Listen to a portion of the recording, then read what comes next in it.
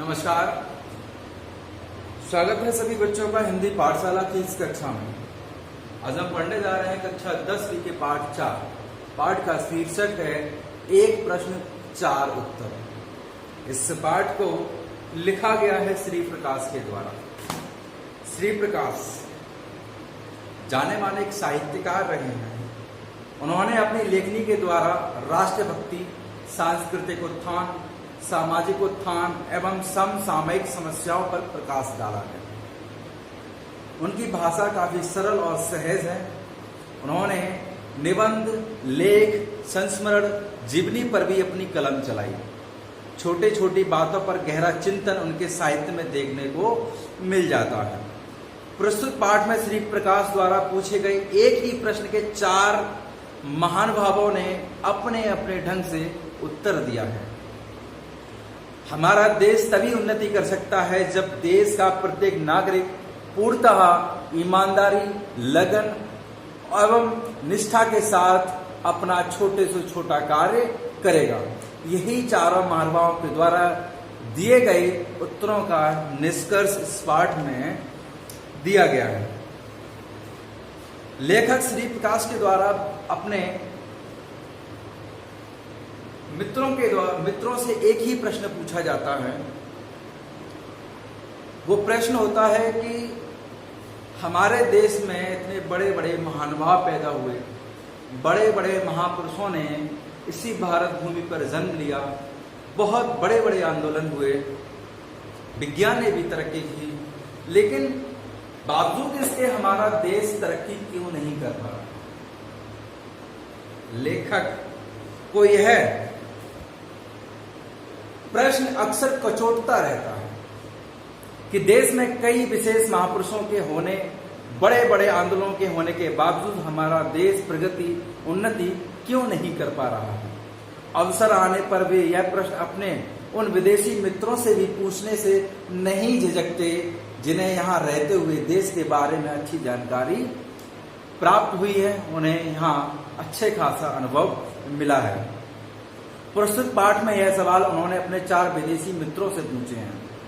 चारों महानुभावों ने इस प्रश्न का उत्तर अपने अपने ढंग से अलग अलग तरीके से दिया है। निष्कर्ष अंत में यही निकलता है कि जब तक देश का प्रत्येक नागरिक पूरी ईमानदारी, निष्ठा और लगन के साथ अपना कार्य नहीं करेगा, तब तक वह देश उन्नति नहीं कर सकता। तो देश की उन्नति का एक ही साधन है, वह है प्रत्येक देश के प्रत्येक नागरिक के द्वारा पूर्ण निष्ठा, ईमानदारी और लगन के साथ अपने कार्य को अंजाम देना। यही वो कारण है, यही वो मंत्र है जिसके द्वारा देश, कोई भी देश हो, वो देश उन्नति कर सकता है। यहाँ लेखक ने अपने देश के बारे में, लेखक को सख्त है, उन्हें इस बात की हमेशा धुन रहती है कि इतने महापुरुष हुए, बहुत बड़े बड़े महापुरुष हुए, बहुत बड़े बड़े आविष्कार हुए, बहुत बड़े बड़े कारनामे किए, बहुत बड़े बड़े आंदोलन भी इसी देश में हुए, लेकिन फिर भी हमारा देश उन्नति नहीं कर पा रहा है। इसके क्या कारण हो सकता है? इस प्रश्न का उत्तर जानने के लिए लेखक अपने विदेशी मित्रों से हर बार यही प्रश्न करते हैं। वो अपने मित्रों से अपने देश के बारे में जानने में झिझकते नहीं हैं। वो उनसे प्रश्न करते हैं और कारण जानना चाहते हैं कि क्या कारण है जो भारत देश उन्नति नहीं कर पा रहा। ये आप भली भांति जानते हैं, यहां बहुत बड़े बड़े महापुरुष हुए, आंदोलन भी हुए। इस देश ने कुछ हद तक तरक्की की, लेकिन उसके बाद तरक्की की जो रफ्तार है वो बहुत धीमी होने लगी। क्या कारण है उसका? वो कारण हम आज इस पाठ में जानेंगे। उन 4 महापुरुषों के द्वारा, जो कि लेखक श्री प्रकाश के विदेशी मित्र हैं, उन्होंने इस देश की अवनति का क्या कारण बताया है, वो हम इस पाठ में चर्चा करेंगे।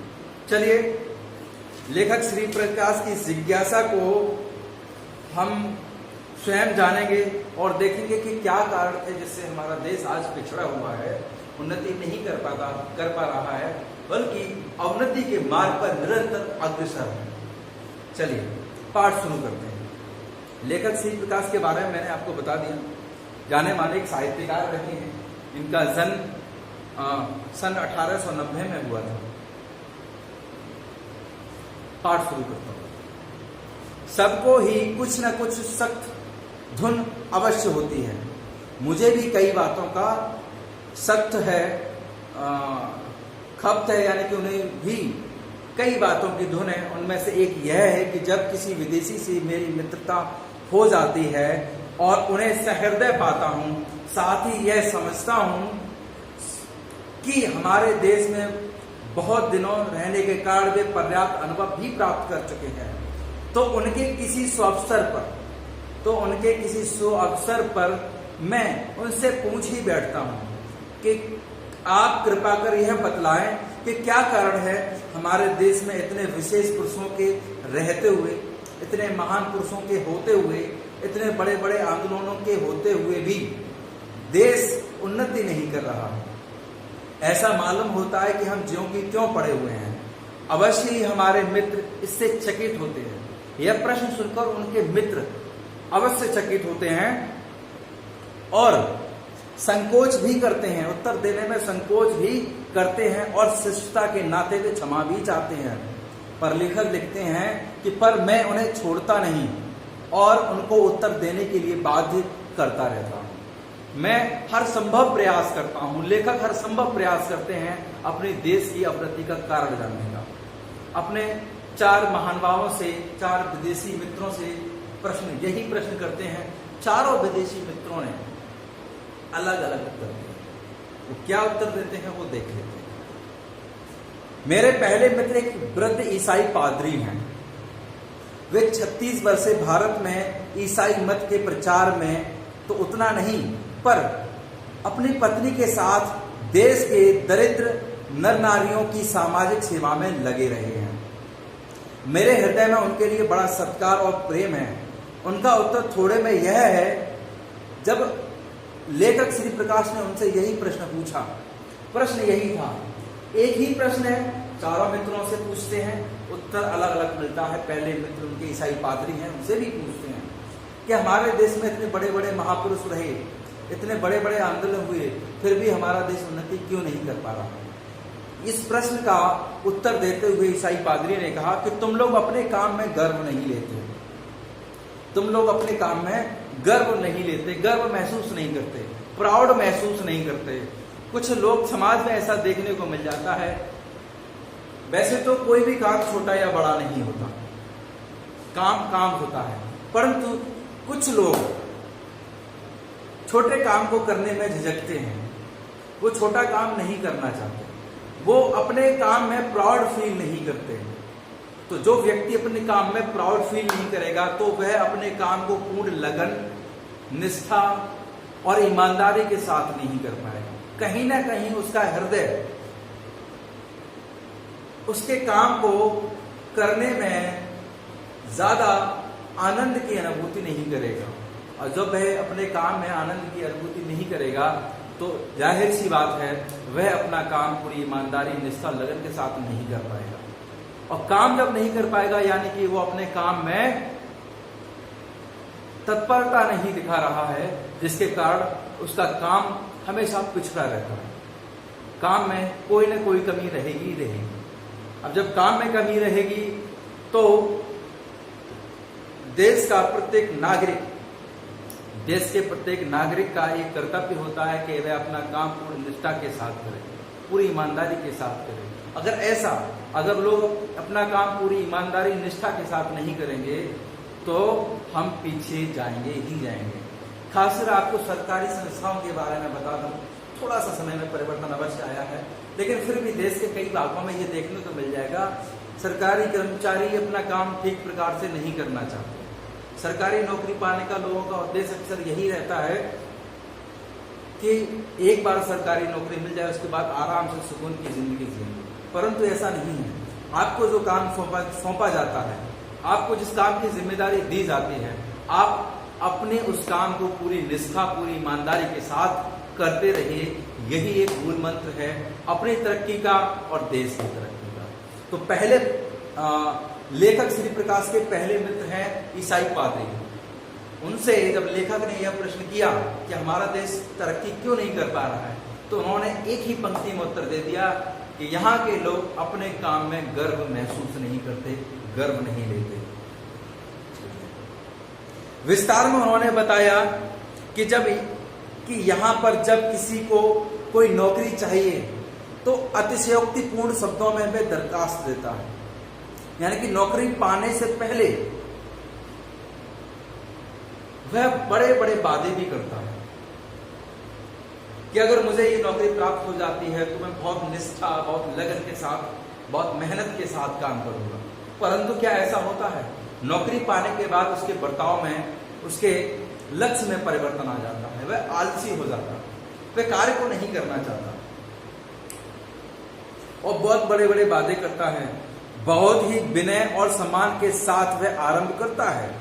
अंत में प्रतिज्ञा करता है कि यदि स्थान मिल जाएगा तो वह सदा अपने मालिक की शुभकामना करेगा, पर स्थान मिलते ही वह अपने काम अर्थात अपने जीविका के साधन को ही खराब समझने लगता है। अपने जीविका यानी कि जो उसको काम दिया गया है, जो उसको काम सौंपा गया है, वह उसको कम आंकने लगता है, वह उसको खराब समझने लगता है। उसका अपने पद का जो उसे कार्य सौंपा गया है उसका सम्मान नहीं कर पाता। अन्य साथियों से मिलकर काम खराब करने के लिए षड्यंत्र रचने लगता है और मालिक की नाकों दम कर डालता है। और देशों में सभी लोग नौकरी की दरखास्त देते हैं। वे साधारण शब्दों में प्रार्थना पत्र लिखते हैं और जब स्थान मिल जाता है तो इस तरह काम करते हैं जैसे संसार की गति उन्हीं पर निर्भर करती है और वे यदि काम छोड़ दें तो संसार डूब जाएगा। इस विचार के साथ वो काम करते हैं, यानी कि वो अपने काम को पूर्ण निष्ठा के साथ, पूर्ण ईमानदारी के साथ काम को अंजाम देते हैं।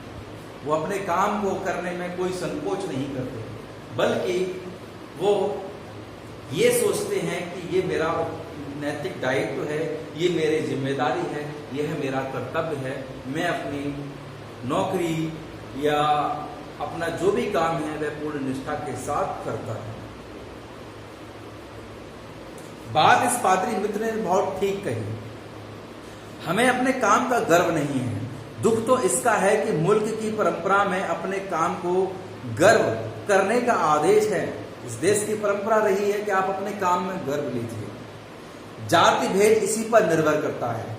एक जाति का आदमी दूसरी जाति के आदमी द्वारा अपना मान मर्यादा नहीं चाहता, वह अपनी जाति वालों के बीच उपयुक्त पद और स्थान चाहता है।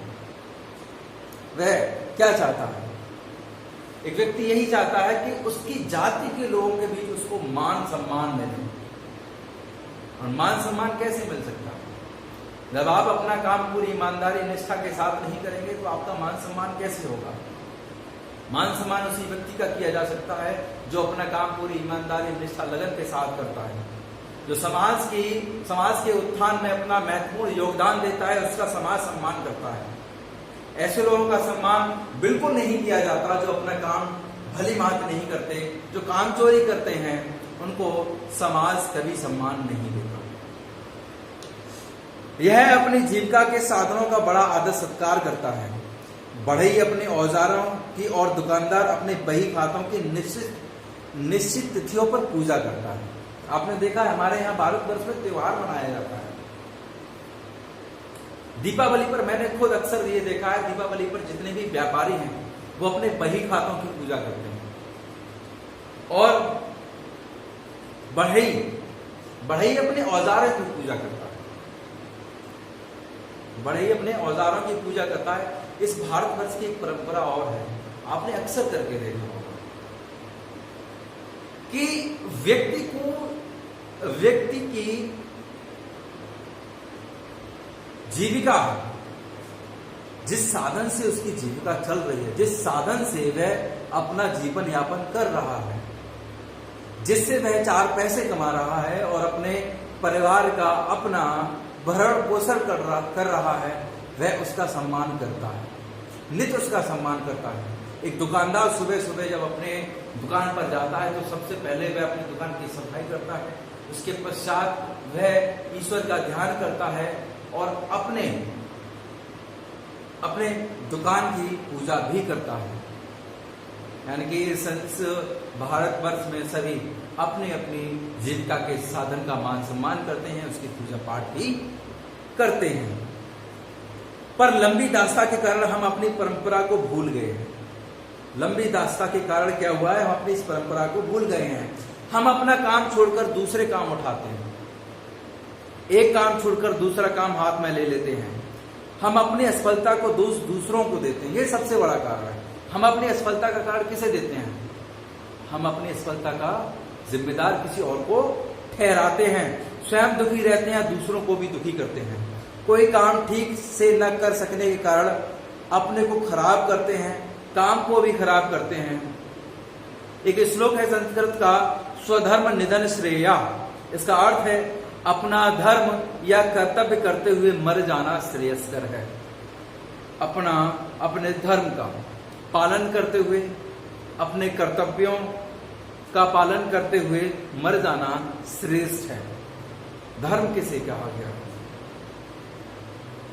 किसी व्यक्ति को कोई कार्य सौंपा गया है जिसके लिए उसे वेतन दिया जाता है, वही उसका धर्म है। वो पूरी निष्ठा के साथ अपने कर्म को करता है, वही उसका धर्म है। तो कर्म ही धर्म है। कर्म में कभी भी आलस्य नहीं करना चाहिए। आप जो काम करते हैं वो पूरी ईमानदारी निष्ठा के साथ हमें करना चाहिए और हमें अपने काम में गर्व लेना चाहिए। हमें अपने काम को कभी छोटा नहीं समझना चाहिए। हर काम अपने लेवल पर सम्माननीय होता है, बड़ा होता है। तो पहले मित्र जो कि ईसाई पादरी हैं, उनके द्वारा दिए गए उत्तर को हमने देखा। अब बात करते हैं श्री प्रकाश, लेखक श्री प्रकाश के दूसरे मित्र के बारे में। दूसरे मित्र एक वृद्ध सरकारी कर्मचारी आईएएस के सदस्य हैं। 30 वर्ष से अधिक भारत में गवर्नमेंटी नौकरी कर हाल में पेंशन लेकर वापस स्वदेश गए। न जाने कैसे मेरी उनकी बड़ी मैत्री हो गई, उनसे कैसे मेरी मित्रता हो गई। वही सवाल मैंने उनके सामने पेश किया। उत्तर मिला, तुम लोग जिम्मेदारी नहीं समझते। तो दूसरे जो मित्र हैं वो वृद्ध सरकारी कर्मचारी हैं, जो आईएएस के सदस्य, आईएएस रहे हैं, आईसीएस रहे हैं। उन्होंने एक पंक्ति में उत्तर दे दिया कि तुम लोग जिम्मेदारी नहीं समझते। किसके प्रति जिम्मेदारी नहीं समझते? क्या क्या चीजों की जिम्मेदारी हम नहीं समझते? विस्तार में इसका अर्थ यह है कि व्यक्ति का समष्टि की तरफ जो कर्तव्य है, संसार की तरफ जो कर्तव्य है, उसे हम नहीं जानते। हम अपने कर्तव्यों को ही नहीं जान पाते कि हमारे क्या कर्तव्य हैं। जब कर्तव्यों का हमें भान नहीं होगा, जब कर्तव्यों का हमें पता नहीं होगा, तो हम अपने कर्तव्यों को, हमारे जो कार्य हैं, देश के प्रति जो हमारे कार्य हैं, वो जब हमें नहीं पता होंगे तो हम कैसे कर पाएंगे। जो काम उठाया उसे करना चाहिए, यह गुण हम भूल गए हैं। किसी को किसी पर विश्वास नहीं रह गया है। खाने की दावत हो तो न मेजबान को यह विश्वास कि मेहमान समय से आएंगे, न मेहमान को विश्वास है कि समय पर जाने पर उन्हें खाना मिल जाएगा। न गृहस्थ को विश्वास कि धोबी और दर्जी वायदे पर कपड़े दे देंगे, न धोबी और दर्जी को विश्वास है कि हमें समय पर अपने काम के दाम मिलेंगे।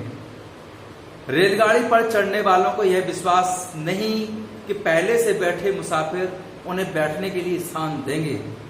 पहले से बैठने वालों को यह विश्वास नहीं कि नया मुसाफिर धीरे से आकर उचित स्थान लेगा और व्यर्थ का शोर नहीं मचाएगा। लोगों में अब विश्वास नहीं है।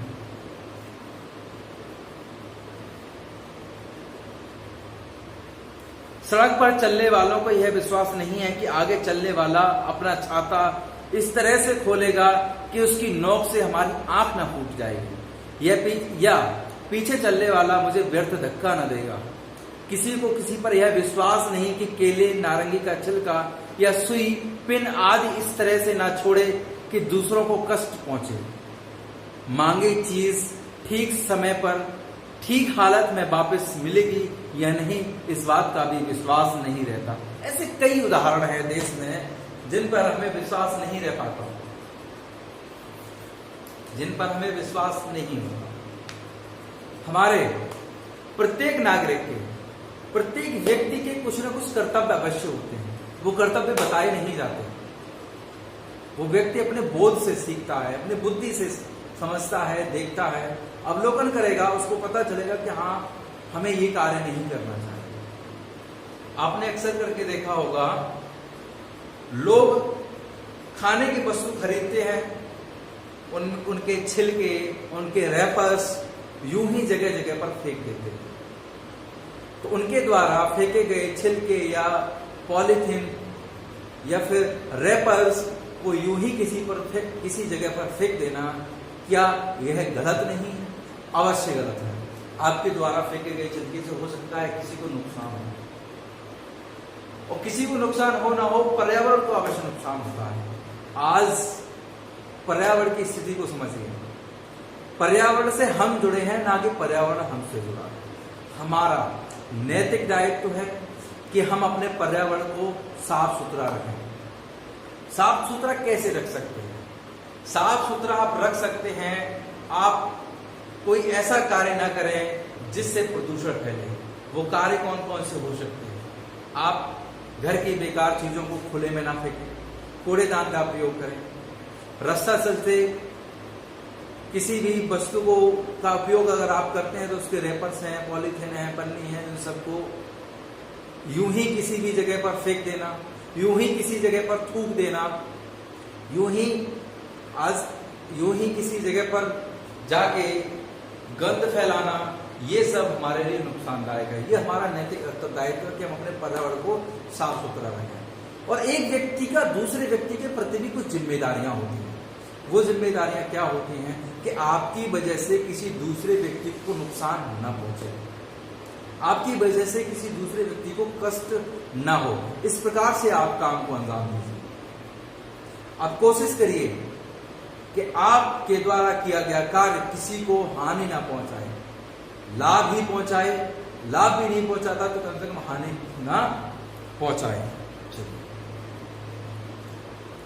दूसरों के प्रति अपने कर्तव्यों का अनुभव नहीं करते हम लोग।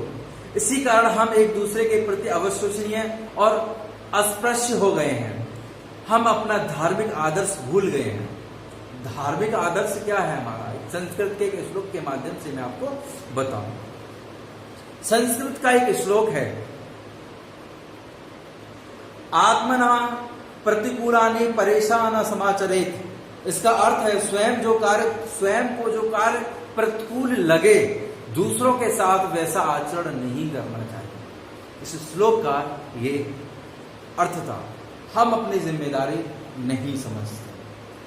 तो दूसरे मित्र जो हैं वो श्री प्रकाश, लेखक श्री प्रकाश के दूसरे मित्र हैं जो वृद्ध सरकारी कर्मचारी हैं, आईएएस हैं। उन्होंने भारतवर्ष की, इस देश की अवनति का कारण बताया कि यहाँ के लोग जिम्मेदारी नहीं समझते। वो जिम्मेदारी आपके साथ रह रहे व्यक्तियों के प्रति आपकी जिम्मेदारी हो सकती है, आपकी भारतवर्ष के प्रति जिम्मेदारी हो सकती है, आपके पर्यावरण के प्रति जिम्मेदारी हो सकती है। आज देख लीजिए कितने कल कारखाने चलते हैं, बहुत कारखाने चलते हैं जिनसे अपशिष्ट पदार्थ निकलते हैं, वेस्ट मटेरियल निकलता है। हम क्या करते हैं? उन वेस्ट मटेरियल को खाली स्थान पर छोड़ देते हैं, नदियों में बहा देते हैं, तालाबों में डाल देते हैं। क्या इनसे पर्यावरण को नुकसान नहीं पहुंचता? अवश्य पहुंचता है। पर्यावरण को नुकसान पहुंचेगा यानी कि इनडायरेक्टली वो हमको भी नुकसान पहुंचाएगा। आज कार्बन डाइऑक्साइड की मात्रा ज्यादा बढ़ने का कारण, यानी कि वाहनों का ज्यादा से ज्यादा प्रयोग होने के कारण कार्बन डाइऑक्साइड गैस बढ़ रही है, और गैस बढ़ने के कारण तापमान बढ़ रहा है। तापमान बढ़ने के कारण बहुत अत्यधिक गर्मी पड़ती है, और इसी के कारण ग्लेशियर्स पिघलते हैं, जिससे बाढ़ आने की शंका रहती है। बाढ़ आती है और संपत्ति का नुकसान भी करके जाती है। तो इसके लिए हम स्वयं जिम्मेदार हैं। हम अपने कर्तव्यों को समझेंगे, उनका पालन करेंगे, तो हो सकता है हम पर्यावरण को सुधार सकें और अपने आप को, अपने परिवेश को, अपने समाज को हम एक नई दिशा दे सकते हैं। हम उन्नति के मार्ग पर प्रशस्त हो सकते हैं। अगला तीसरा व्यक्ति, अब तीसरे लेखक श्री प्रकाश यही प्रश्न अपने तीसरे मित्र से दोहराते हैं। तीसरे मित्र एक स्त्री हैं, 7-8 वर्षों से अपने को भारतीय बनाकर बड़े प्रेम और श्रद्धा से, बड़ी तत्परता से वे भारत की सेवा कर रहे हैं। असहयोग आंदोलन में वे जेल भी जा चुके हैं। कई कारणों से भारतीयों का निकटतम अनुभव उन्हें कई कार्य क्षेत्रों में प्राप्त हुआ।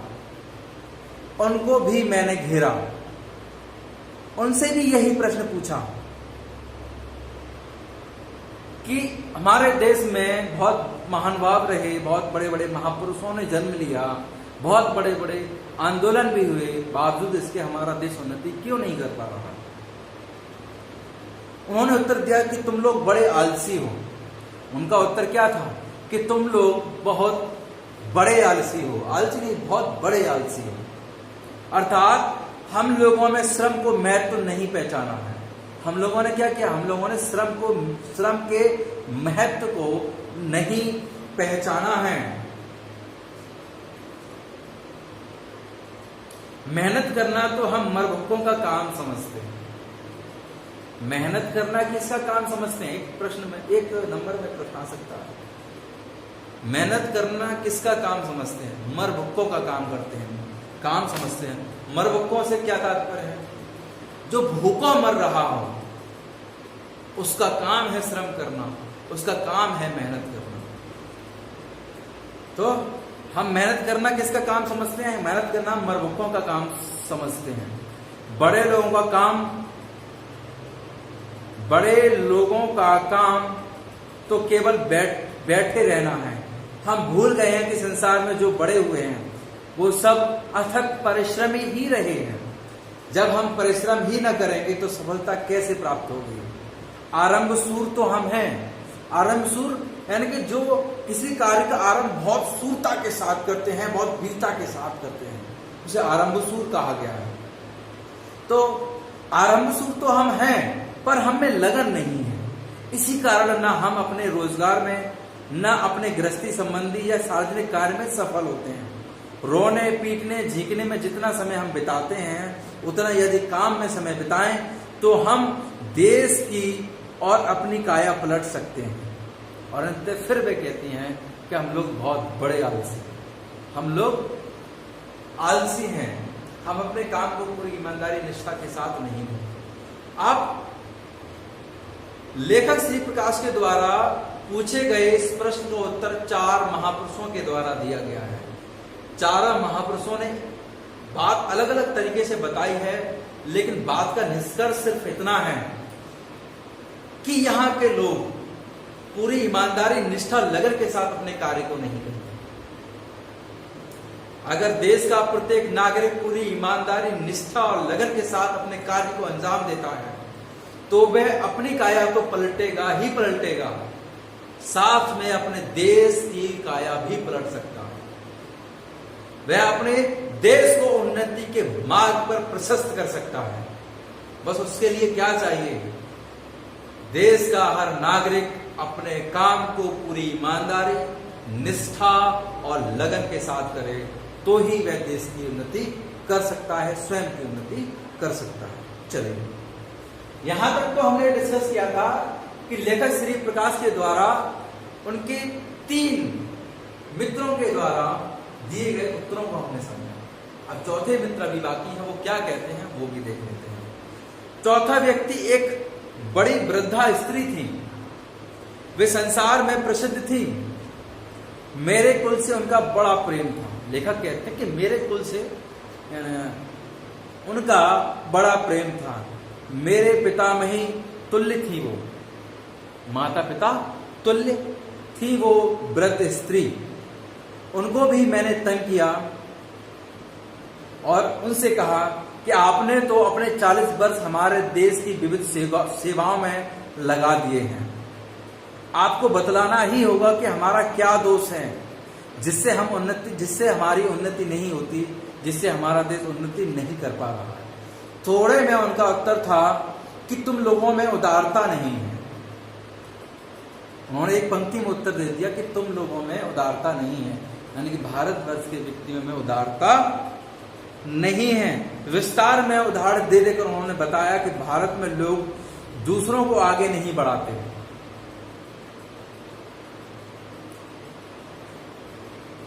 ये बहुत अफसोस की बात है, जब हमारे समाज से कोई व्यक्ति आगे बढ़ता है तो वो व्यक्ति आगे बढ़ रहा है तो उसकी हम टांग खींचते हैं, जिसे लेग पुलिंग कहते हैं। उसे कोशिश करेंगे कि वो आगे ना बढ़ पाए। एक ये तो दोष है ही, दूसरा इससे भी बड़ा एक दोष और है, इससे भी बड़ा एक पाप और है। वो है कि हम अपने साथ साथ हम स्वयं खुद ही आगे बढ़ना चाहते हैं। अब हम अपने संबंधियों को या हम और व्यक्तियों को आगे नहीं बढ़ाना चाहते, हम चाहते हैं कि हम ही आगे बढ़ें। ये बेहद बहुत ही गलत सोच है, हमें ऐसा नहीं करना चाहिए। ये हमारी अवनति का कारण है। हम लोगों में उदारता नहीं, उदारता की यही है, अगर मैं या आप किसी काम, कोई अच्छा काम करते हैं, आप कोई बड़ा कार्य करना चाहते हैं, आप किसी बड़े पद पर हैं, तो आप सिर्फ अपनी तरक्की चाहते हैं। आप ये नहीं चाहते कि हमारे साथ साथ हमारे समाज के और कुछ लोग आगे बढ़ें। ये जो लोग पिछड़े हुए हैं उनको भी आगे बढ़ाने का प्रयास किया जाए, ये हम लोग नहीं करते। और यही हमारी कमी है, सबसे बड़ी हमारी कमी, सबसे बड़ी हमारी भूल यही है कि हम बहुत स्वार्थी हैं। कैसे हैं? स्वार्थी हैं। हम लोगों में उदारता नहीं है, इसको दूसरे शब्दों में कह सकते हैं कि हम स्वार्थी हैं। हम सिर्फ अपना हित चाहते हैं।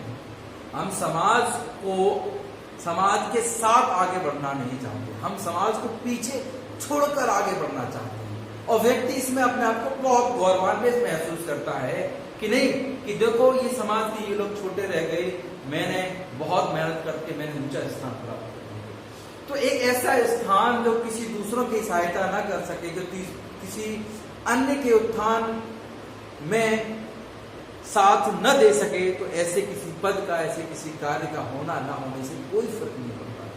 वो सिर्फ व्यक्ति अपने लिए कर रहा है, देश के लिए कुछ नहीं कर रहा है। तो यही तो हमारी सबसे बड़ी कमी है। उसी का उत्तर दिया लेखक श्री प्रकाश के चौथे मित्र हैं, जो कि वृद्ध स्त्री हैं। और उन्हीं वृद्ध स्त्री ने यहाँ भारतवर्ष में लगभग 40 वर्ष भारतवर्ष के लोगों की सेवा की। उन्होंने बताया, कई उदाहरण देके उन्होंने बताया कि हम स्वयं को ही आगे रखना चाहते हैं। गुड़ी नवयुवकों को अपनी योग्यता दिखलाने का मौका ही नहीं देते। जो गुड़ी नवयुवक हैं उनको अपनी योग्यता दिखलाने का मौका नहीं देते। उनके मरने के बाद उनका काम ही खराब हो जाता है। यानी कि जो कुछ हमने अपने जीवन भर में सीखा वो सिर्फ हम ही तक सीमित रहा, तो ज्ञान तो वहीं समाप्त हो गया। मान लीजिए मैंने कोई काम सीखा, बहुत अच्छा काम सीखा जो देश की उन्नति में काम आ सकता था, पर मैंने अपना कोई शिष्य नहीं बनाया। तो मैंने जो अपने जीवन में जिस चीज की खोज की है, जो काम सीखा है, जो ज्ञान पाया है, वो ज्ञान तो मेरे मरने के साथ ही वो ज्ञान भी मर गया। मैंने अपने ज्ञान को किसी दूसरे तक नहीं पहुंचाया। ये मेरी कमी है। और इस देश के लोगों की सबसे बड़ी कमी यही है कि हम अपने ज्ञान को दूसरों को हस्तांतरित नहीं करते, हम अपने ज्ञान को दूसरों को नहीं देते, जो कि सरासर गलत है। ऐसा नहीं होना चाहिए। वास्तव में वृद्धा की बातें ठीक थी। अंत तक पिता पुत्र को घर का काम नहीं बतलाता। अंत तक पिता अपने पुत्र को घर का काम नहीं बतलाता। कितने ही कुटुंब इस कारण नष्ट हो गए।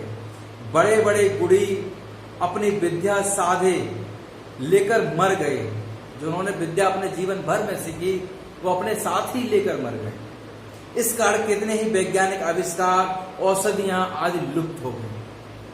कई वैज्ञानिक आविष्कार किए, कई औषधियों का आविष्कार किया, लेकिन क्या फायदा ऐसी आविष्कार का, क्या फायदा ऐसी औषधियों का, क्या फायदा ऐसे ज्ञान का जो एक व्यक्ति अपने साथ लेकर मर गया, उसने अपने ज्ञान को किसी दूसरे को नहीं दिया, तो ऐसे ज्ञान का होना ना होने से कोई फर्क नहीं पड़ता है। यही कारण है हमारी अवनति का, यही कारण है हमारी दुर्गति का, यही कारण है भारतवर्ष आगे नहीं बढ़ पा रहा है, यही कारण है भारतवर्ष उन्नति नहीं कर पा रहा है। सार्वजनिक जीवन में तो इतने बीभत्स दिख पड़ती है कि चित्त व्याकुल हो जाता है, कितना काम बिगड़ता है इसकी तरफ ध्यान ही नहीं दिया जाता, जाने कितने काम बिगड़ जाते हैं। तो हमारा ये नैतिक उत्तरदायित्व बनता है, हमारा कर्तव्य बनता है कि हमने अपने जीवन में जो ज्ञान प्राप्ति की है, जिन चीजों का हमने आविष्कार किया है, उस अपने ज्ञान को हम दूसरों को भी बांटें। तभी कहते हैं कि ज्ञान बांटने से बढ़ता है। मैंने किसी चीज का ज्ञान प्राप्त किया, मैंने किसी चीज का आविष्कार किया, वो आविष्कार सिर्फ मेरे तक ही सीमित रहा, तो उस आविष्कार का, उस ज्ञान का क्या फायदा है? उस ज्ञान का, उस आविष्कार का कोई फायदा नहीं। फायदा उसका तब है जब मैं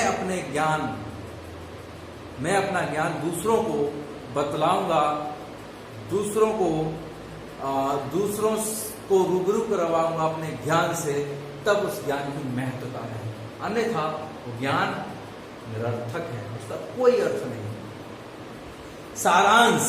अब आ जाते हैं चार लेखक श्री प्रकाश के द्वारा अपने चार मित्रों से पूछे गए प्रश्न के उत्तर कि हम सारांश पर पहुंचते हैं।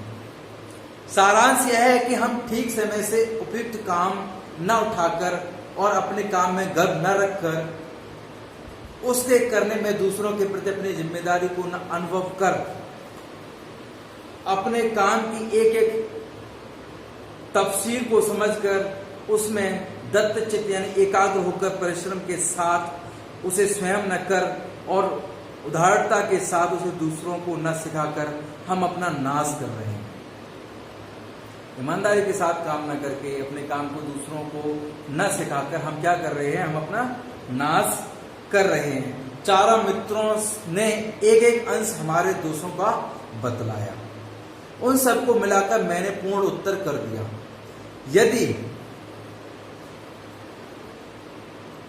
यदि और भी सूत्रबद्ध सत्य कोई जानना चाहे तो मैं कहूंगा कि हम नागरिक कर्तव्यों और अधिकारों को भूल गए।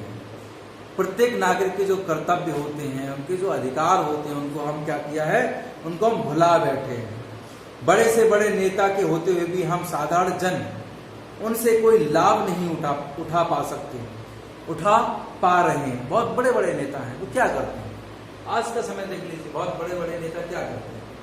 वो समाज के हित के लिए कार्य नहीं करते, वो सिर्फ अपने हित के बारे में सोचते हैं।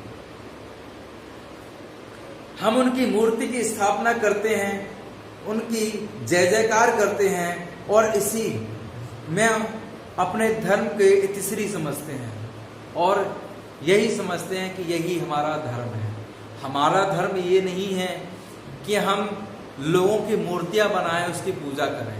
हमारा धर्म ये है कि हम अपने काम को पूरी ईमानदारी, निष्ठा, लगन के साथ करें।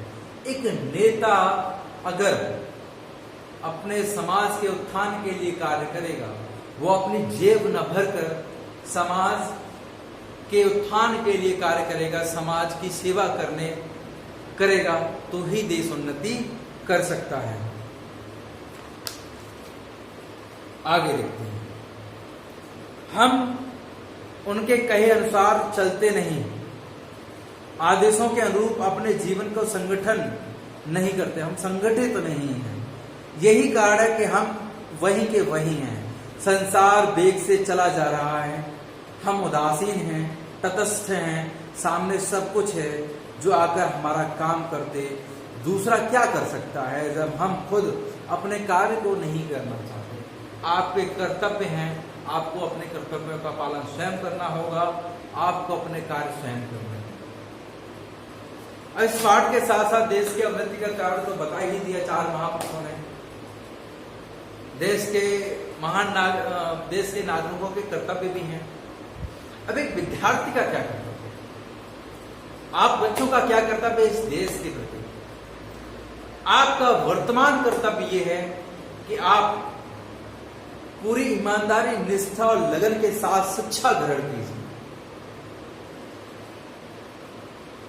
पूरी ईमानदारी, निष्ठा, लगन के साथ शिक्षा ग्रहण कीजिए।